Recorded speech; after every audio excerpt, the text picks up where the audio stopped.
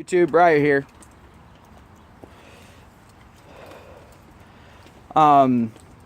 Last night I released 2 videos, and I guess I'm going to be releasing a 3rd video. Because I wanted to talk more in depth about one of the things that I was talking about last night.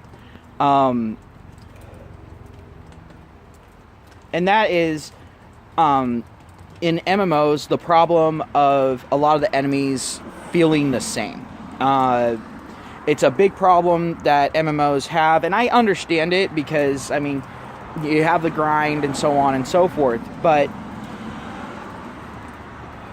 what I've noticed is a big problem for MMOs is the enemies tend to go with a single archetype. Either they're the magic caster enemy, or they're the fast-hitting enemy, or they're a grunt, really a specialty of nothing. They just kind of run at you as cannon fodder. Sometimes you have the super tanky enemies. And then you have mini bosses, and then you have bosses. So you have this hierarchy of characters. And I kind of want to address this. I mean, a lot of MMOs are doing either a dual class system now, or having something where you can customize your character. Well, why aren't the enemies doing that? Why not have kind of a randomness in the enemy spawns, where maybe you'll have enemies go ahead and spawn in and have one wielding a staff or something like that, that's a magic character, and have another one that spawns in with a bow, so on and so forth, but not have them set. So the next time they spawn, one of them might have a sword and the other one have a regular, and another one have a rapier. Go ahead and have those different spawns, because that'll break up the monotony. I mean, yeah, it would really suck for quests where you have to kill an enemy of a certain type.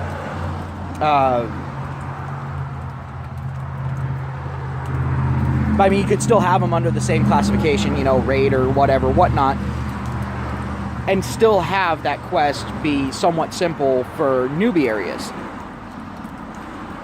But then go ahead and increase that randomness as you go up in the higher levels. I'm a huge fan of anime, and there's one anime that I really think would be the pinnacle of a lot of MMOs, kind of what they're striving toward, if they're actually trying to make a good game as opposed to something that is just consumable by the masses and it'll be a flash in the pan and they've made their money and GG, right? And that anime is SAO. In that game, as they progress through the floors, they make a comment about how the enemies are becoming more unpredictable, how the enemies are differentiating themselves with each floor, and how it wasn't even like that in the first floor. It wasn't even remotely close. Well, why not? It's all like, why not code something like that into a game? It's not going to be the hardest thing in the world. I'm not an expert programmer or anything like that, but I do know some programming, and something like that, at that point, it's a randomizer. As you progress into different areas, that randomizer is going to get more and more complex, to be sure. But why not have that? I mean, at that point, it'll help get rid of the monotony a little bit. It'll make it so each time you get an encounter, it's going to be a little bit different. And if you have a dual class system in your game, give the enemies a dual class. Don't sit there and make them this single class. I mean, I kind of noticed this with Final Fantasy XI. they kind of had that situation. I mean, at least with the goblins. Specifically the goblin fishers. You know, they, like, when you went up against a goblin fisher, it was a completely different story from going up against a goblin mage or a goblin grunt or goblin thief.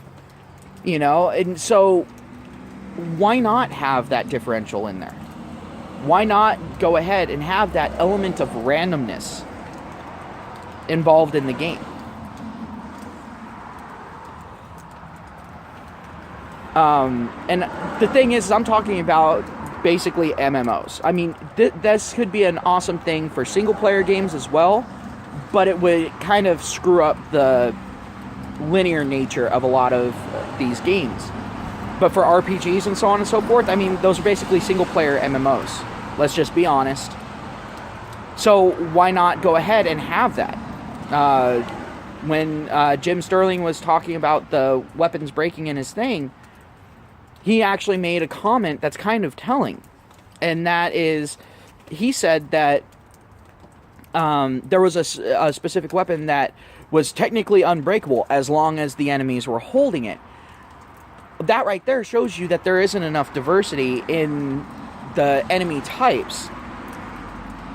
And I'm using the term diversity in the way of, you know, just having different enemies. I'm not talking about skin color, sexual orientation, gender, or whatever. No. Fuck that. No. I'm talking about people actually going through and programming their game to consistently surprise. That would be the best way of doing things. And I think that's the reason why games like Five Nights at Freddy's are the best. I mean, now, this is more of a stretch as far as logic is concerned. It's more of an analogy.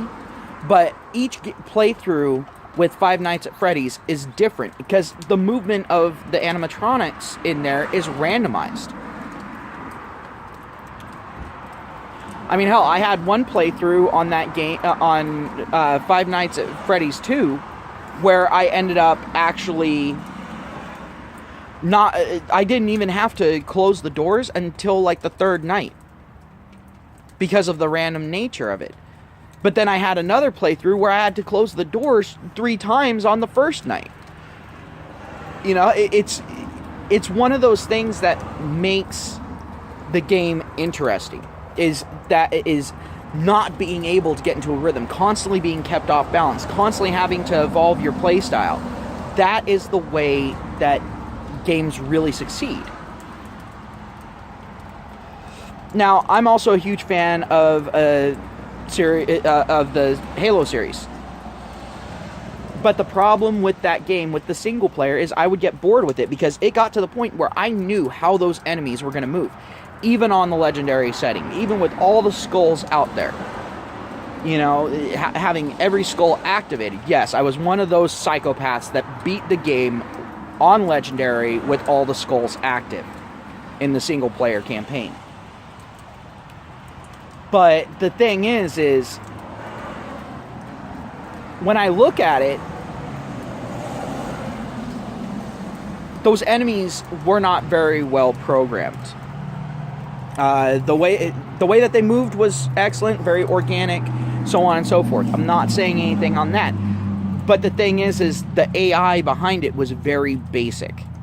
And so you had to go ahead and basically anyone who's played through the game on Legendary with all the skulls activated, if they're sitting there and remembering it, you'll see their fingers moving in a very specific way every single time. Because of the pure and simple fact that at that point it becomes more like a rail shooter that's just next level. Difficult for a rail level shooter. But it's still a rail shooter. You're still going through doing the exact same thing, acting the exact same way, because then you know how the enemies are going to act. The enemies don't really do anything different. There might be some branching things, but you can tell from their first movement which way it's going to go. And so having that differential in enemies will drastically change a game. Will it make it more difficult? Yes, it'll make it more of a challenge. And I know that there are some people out there that aren't in it for the challenge and so on and so forth. But a lot of gamers are. A lot of people that buy these games are buying them for the challenge as well as the story. There's a reason why you've got the Souls series being so popular. You know, Dark Souls 1, 2, and 3, Bloodborne.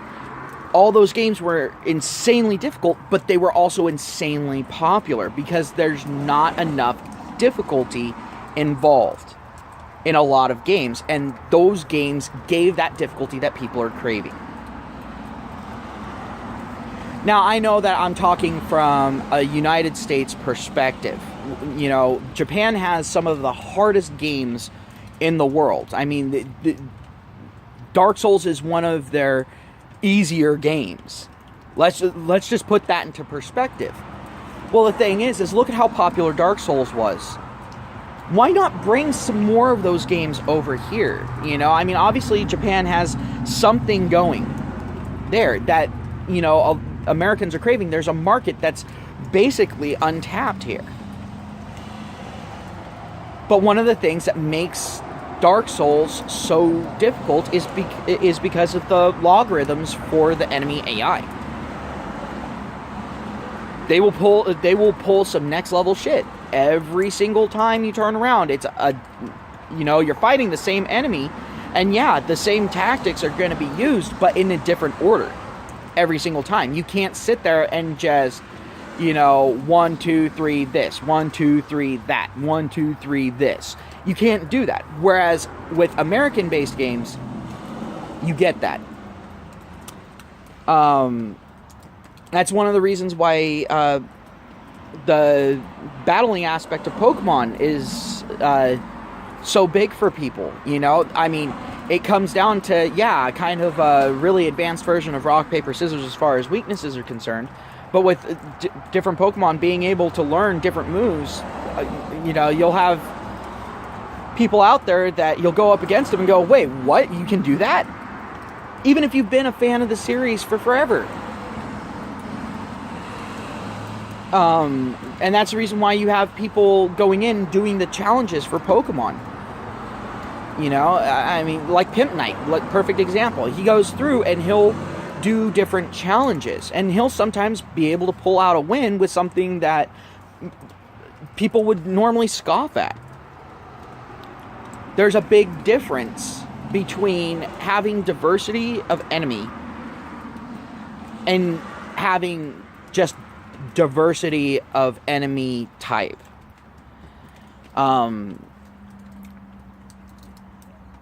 Like, one thing I would love to see is an MMO where you get this enemy. You're positive that they're, a mage class. You go running up to them. They've got their staff, their cloth armor, that sort of thing. But then as you start fighting them, all of a sudden you notice they're not really casting that much magic, and they're doing a lot of physical damage. And you're like, wait, what the?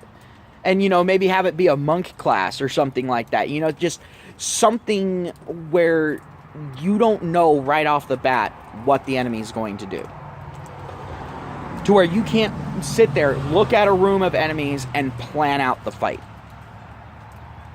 Have it where you have to actually react on the spot. Why not? Would it be difficult to program in? Yes, but the thing is us as consumers, we're needing more. We're needing that extra effort from the developers. And there are a lot of developers out there that are more than happy to do it. But we have to give them the chance. So the thing is when you see a game like that, go out, buy it, play it, enjoy it. Talk to people about it. That's the way that we're going to get the change that we want in the system. We can bitch about something until we're blue in the face. Nothing will change. But as soon as we start showing what we want, showing the things that we're craving, then we'll get the changes. But don't sit there bitch and complain about games being too easy and then go back to playing, Candy Crush or something like that. Don't do that. You're not helping anybody at that point. But I want to go ahead and really drive the point home. When you sit there and you first see a new enemy on your first playthrough of a game, how do you feel? Now, after you've played through the game 3 or 4 times and you come up against that enemy, how do you feel then? I think that kind of proves the point right there.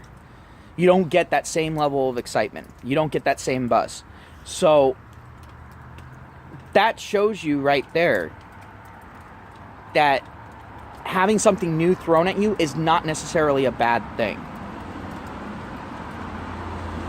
In fact, it's what makes gaming very unique as a media. Because with TV shows, movies, so on and so forth, you see the same thing over and over and over again. And the movies that are more like the popular stuff that came before are the ones that become popular. It's a lot of the same. Whereas with video games, yeah, you have, the Call of Duty bros. You have the Halo fanatics. You have these people that will only be playing these games. But those are actually a vast minority of the gaming populace. The rise of indie devs proves that right out the gate. It proves it right on its face. People want something different. But it also takes marketing. It also takes people actually being given information about these games. Hell, there's one game called Slime Rancher. It's in early access. I highly recommend people go ahead and get it. It's a fun game. It's still in development, so you're getting new stuff kind of drip fed to you. Like I said, it's an extremely fun game. It's cheap. And you've got hours of entertainment, more than enough to make up for the cost of the game. But I think the game that does this the best, and it's not because of the developer, it's because of the modding community, is Minecraft. You can go ahead and have a different playthrough of Minecraft every single time. And I'm not just talking about world seeds. I'm also talking about different mods added in. I will sit there and make a new mod pack every single month just so I can have something different. Have it geared toward a specific thing, whether it be toward magic, whether it be towards technology, whether it be toward becoming overpowered as possible, as fast as possible. You've got all these things. And the reason why Minecraft is still so popular, the reason why mod packs are still such a big thing, and the different game types that they have available, is because of the diversity offered. Whatever you're in the mood for, Minecraft basically has it.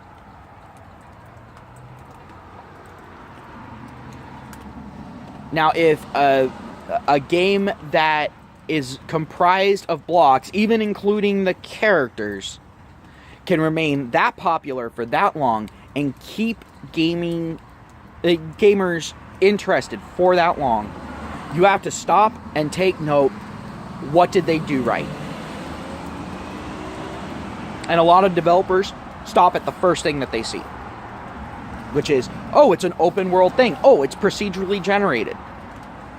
Okay, yeah, that's part of it, because it adds that element of randomness to it. But as No Man's Sky showed us, randomness just for the sake of randomness doesn't stay that popular. People are able to feel like they're really making a mark in Minecraft, because they'll build their structures, and those structures will stay there for forever. Or at least until the server resets. But people are able to do that. They've got combat in there. They've got strategy. They've got the survival aspect of it. And depending on what mod you have in, even a horror aspect to it. You know, I mean, you can have whatever you want with Minecraft. So if Minecraft is able to do this, a game that was made by a group of people that were just getting together and having fun, programming, you know, making a game for them, and then it became insanely popular. If they're able to do that, why is it AAA companies fail so horribly at it?